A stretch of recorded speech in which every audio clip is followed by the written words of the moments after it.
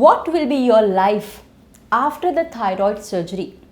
Will it remain same or will it differ? How long will it take for you to come back to your normal level?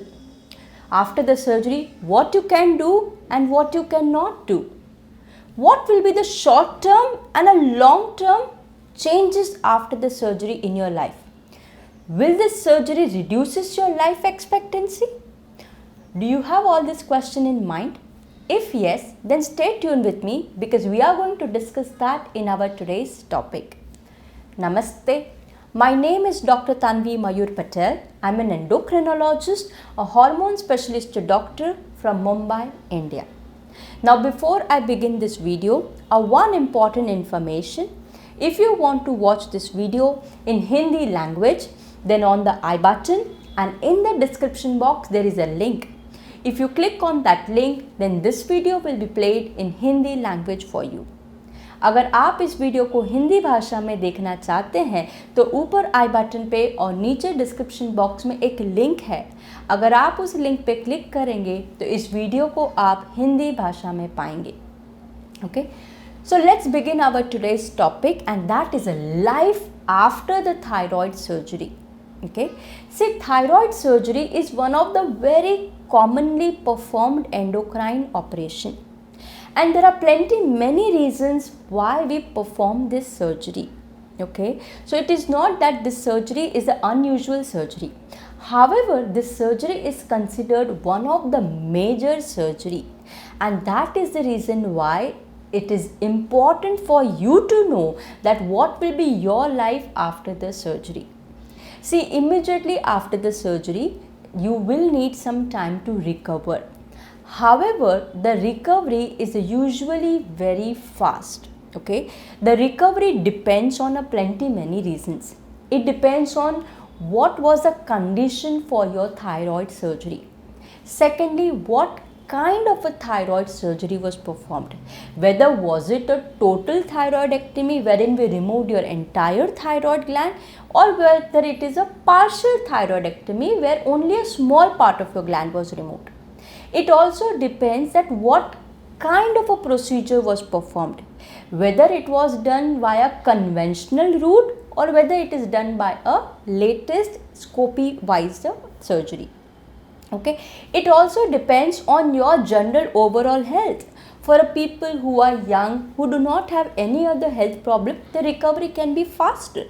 Wherein the people who have a diabetes or any other associated health problem, or person who maybe had a thyroid cancer, for those kind of a person, maybe the recovery can be little slow. So it also depends on your overall health. Okay, so all these factors do play an important role in your recovery. However, as I told you, that recovery is usually faster. Okay, so when we talk about the life after thyroid surgery, for your simple understanding, I will divide this into two parts. Part 1 will be your life immediately after the surgery, which is usually for a short period of time. And the second will be the long term. That means over a long period of time, what will be your life after the surgery. So when we talk about the short term change, the very first will be the pain. See, of course, it is a major surgery performed under the general anesthesia. So the moment the general anesthesia effect will go, you will realize the pain. So you will have a pain. However, this pain is usually managed by giving you a pain medications, and so you will be taking a pain medications. So under the influence of this medicine, your pain will be very less. Also, to manage your pain, you can use a hot fermentation or a cold ice pack fermentation for a couple of times. Okay, many times this pain medication can give you a sedative effect, so you might experience that you are feeling sleepy and tired. Many a time this pain medication can also give you a constipation wherein you might have a difficulty in passing the motion. So this issue can also happen after the surgery. Okay, second thing will be the wound. Yes, after the surgery there will be a wound and you will have to manage this wound. Now many of the time the dressing what we use is called as a pressure gauge dressing. So when you will discharge from the hospital, your doctors and your nursing staff will advise you and show you that how frequently you need to change the dressing. So this also you might need to do. Many of the times at the incision there is a special kind of a tube attached and which is connected to a bulb. So your doctor will advise you how you have to take care of that area, how frequently you will have to change the bulb. In an ideal condition, we ask the patient to change the bulb or empty the bulb after at least twice in a day. And every time you empty the bulb, you need to find out what is the amount of the fluid which gets collected. Okay. Again, when the surgery is closed, sutures are used. So depending on what type of suture was used in your case, you need to take care of that. Many times we use a dissolvable suture. So if those sutures are used, you might have a steri strip or a skin glue. And sometimes this will fall off automatically in few days time. And if you were use the conventional sutures, your doctor might ask you to do a frequent dressing of those sutures. And after maybe a 5 to 7 days, your doctor might again call you for your suture removal. So this will also happen immediately after the surgery. After the surgery, you might have to do some changes in your diet. So dietary changes will be like use of the more of a soft and easily digestible food. Okay, a very soft kind of a cold food, maybe a smoothie or a vegetable or a chicken soup, or maybe a smoothies or the fruit juices which you might be advised. And this temporary changes will be there. After maybe a week or so, you can resume back to your normal eating food. Your doctor might also ask you to have plenty of water for the better recovery and to reduce the constipation which is due to the effect of the medicine. Your doctor will also ask you to do few changes in your food which includes more of a vitamin C and a zinc. This both the important micronutrient help you in a better wound healing and a better recovery. So you might be prescribed a vitamin C medications or a zinc medications and also food rich of these food. So probably a orange juice or a avla juice or a citrus fruits, guava can be included in your diet, which is a vitamin C rich food. Okay. Another important thing is that your doctor might ask you to do some voice resting. Now voice resting is a very important. See what happens that after the surgery, invariably most of the people will have a change in their voice. So when you have a change in your voice resting is usually asked.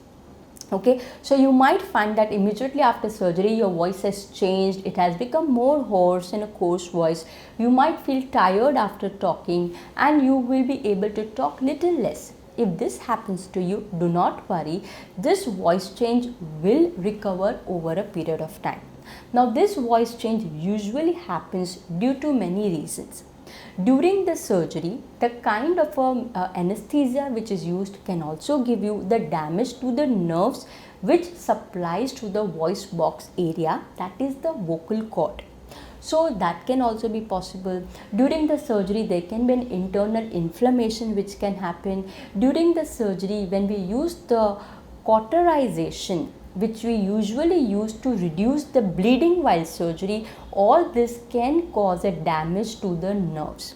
And these nerves are nothing but a recurrent laryngeal nerve and a superior laryngeal nerve. So when these nerves are usually damaged, you will experience change of the voice. But do not worry, this change of the voice is usually temporary and can last up to 3 to 6 months. In a very rare kind of or a less common situations will come wherein these nerves are completely cut and dissected. Only in that kind of a situation you might experience that this change of the voice is a permanent and your vocal cord can get paralyzed. Okay, so this voice change is again a very common possibility which you will experience. For this we advise the voice resting, wherein we ask you not to smoke. Keep drinking water so that you hydrate yourself. In your environment you can use a humidifier. You can restrict your talk and limit your talk to a smaller interval. After every few minutes of the talk, you can take a rest.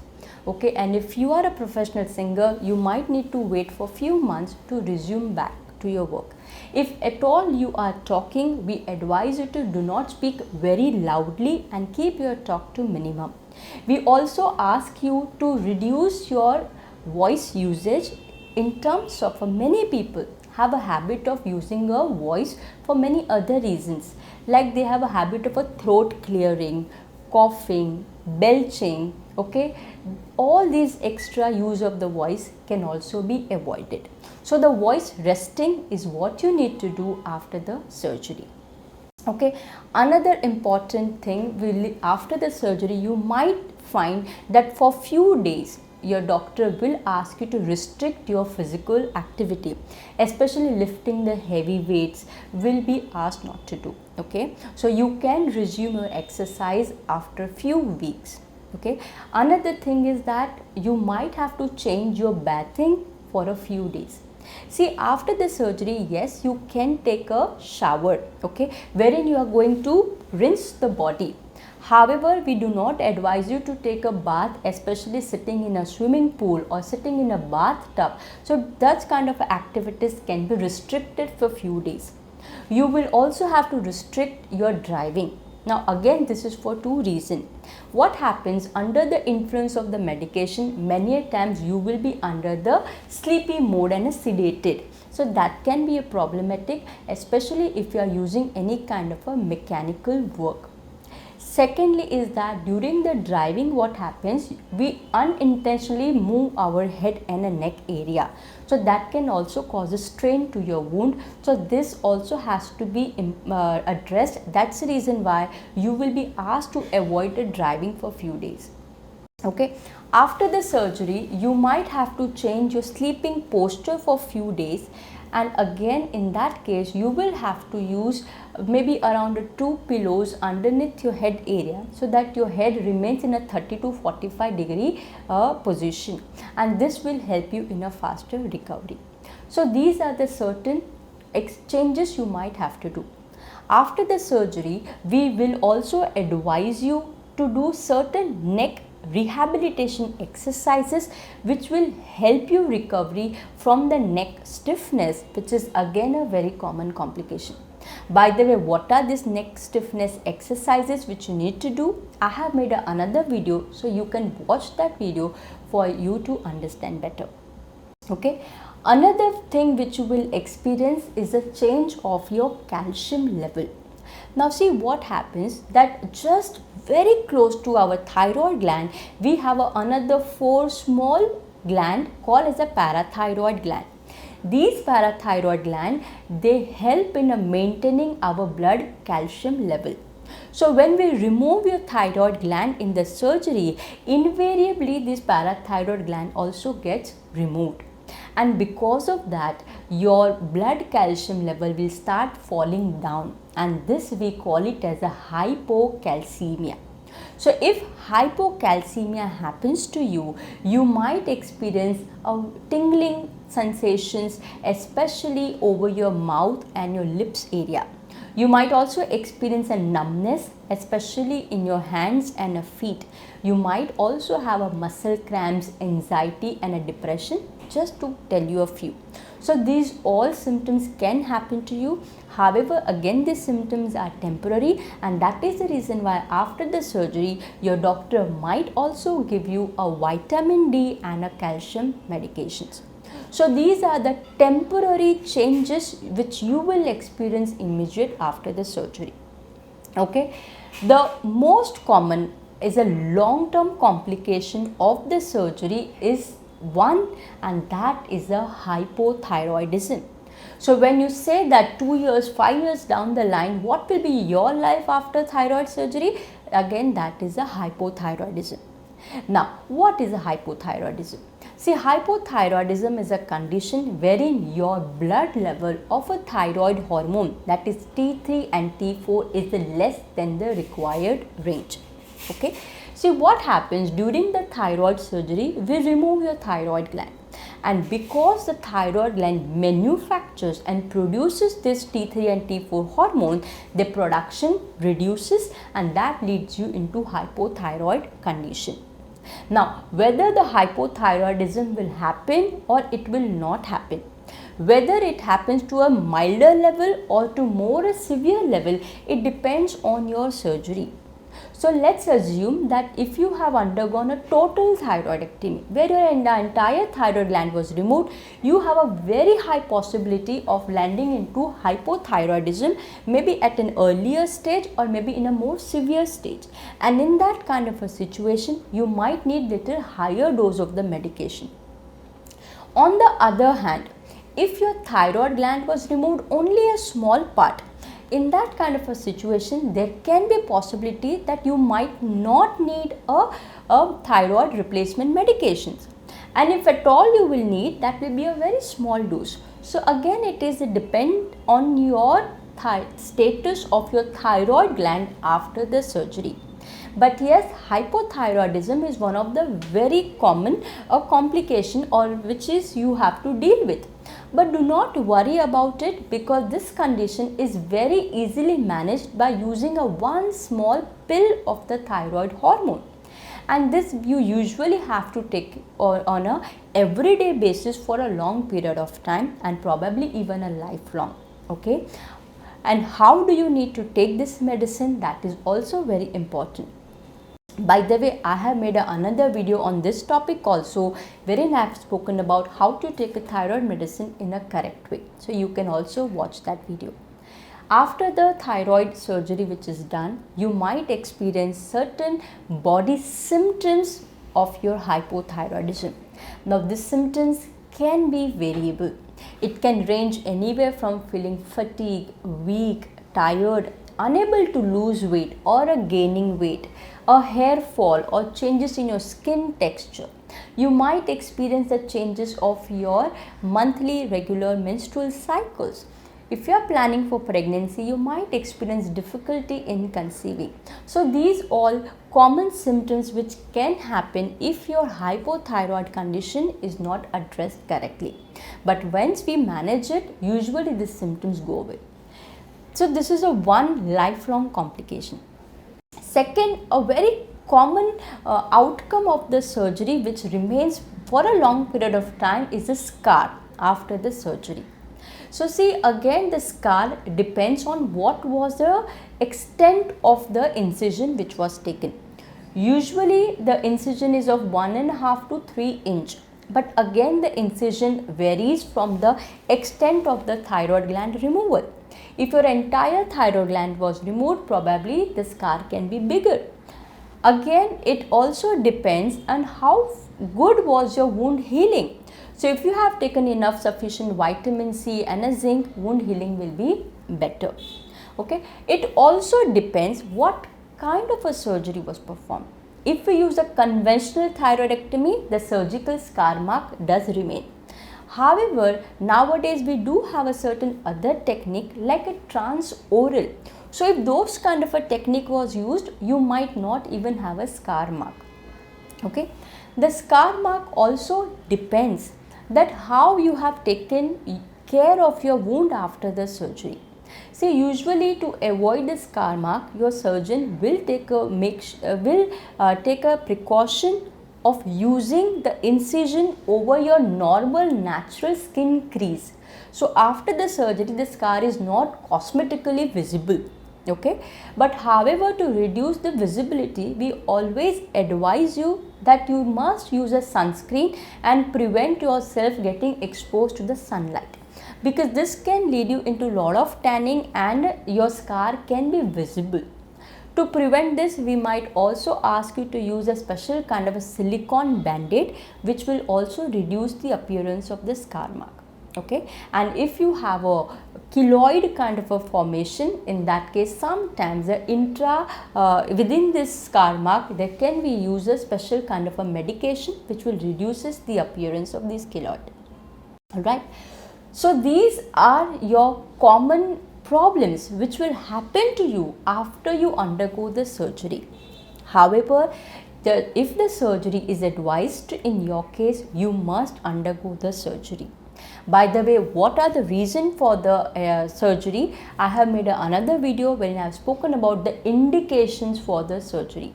So you can watch that video also. Understand one thing, that your life after the thyroid surgery is going to be as normal as it was before. Okay, thyroid surgery will not reduce your life expectancy. Okay, another thing is that thyroid problem which had happened before the surgery may or may not happen even after the surgery. Many times people are afraid that what all I can do, what all I cannot do. When we talk about the long term, you will be able to do everything what you were able to do before the surgery. So do not worry about the surgery and go ahead with the surgery if it is indicated in your case. Alright, I hope after watching this video you got some good useful information, and if you are new to my channel, please don't forget to subscribe. And then there is a bell icon. If you click there, as and when my new video will be published, you will get an instant notification. And then there is a comment box below. So if you have any of your personal question whose answer you are seeking for, don't forget to write in the comment box. I try to read and answer them as early as I can. We will meet again with some new good useful information. Till then, take care of your health. Namaste.